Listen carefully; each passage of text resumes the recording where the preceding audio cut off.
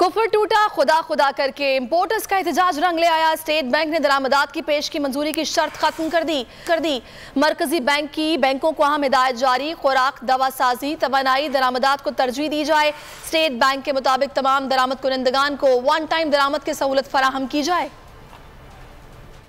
बंदरगाहों पर फंसे हजारों दरामदी कंटेनर्स, इंपोर्टर्स की मुसलसल जदोजहद रंग ले आई। स्टेट बैंक ने दरामदात की पेशगी मंजूरी की शर्त वापस ले ली। मरकजी बैंक ने दरामदी दस्तावेजात की क्लियरेंस से मुतालिक बैंकों को हिदायत जारी कर दी। खुराक, दवा साजी, तवानाई, दरामदात को तरजीह दी जाए। बैंक ज़र मुबादला का इंतजाम करके अदायगी करने वालों के दस्तावेजात क्लियर करें। स्टेट बैंक ने कहा है कि कारोबारी तबके ने बंदरगाह पर दरामदी माल फंसने की निशानदही की है। बैंकों को कहा गया है कि 180 या उससे ज्यादा दिन की अदायगियों की दरामदात पहले क्लियर करें। कारोबारी बिरादरी ने फैसले को खुशाइन करार दिया है। ताजिर रहनुमा जुबैर मोतीवाला ने कहा कि 346 ऐसे कंटेनर्स जिनका माल $10,000 के अंदर है, प्रोसेस को यौमिया बुनियादों पर हल किया जाए। स्टेट बैंक ने भी आज जो सर्कुलर जारी किया है उससे भी खासे मामला जो है ना सीधे होंगे, हल होंगे। 180 दिन वाले जो लोग कर सकते होंगे, जिनके प्रिंसिपल्स राजी होंगे, वो कर देंगे।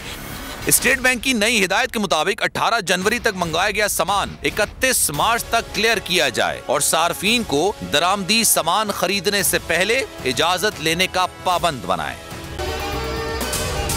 अगर आपको ये वीडियो पसंद आई है तो हमारे चैनल को सब्सक्राइब कीजिए और बेल आइकन पर क्लिक कीजिए।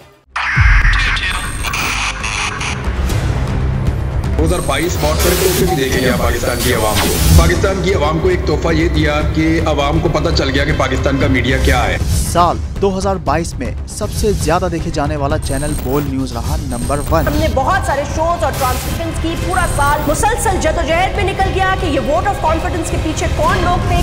तोड़े रेटिंग के सभी रिकॉर्ड। सोशल मीडिया पर भी सबसे ज्यादा तेजी से 2.4 बिलियन व्यूज का संगे मील अबूर किया।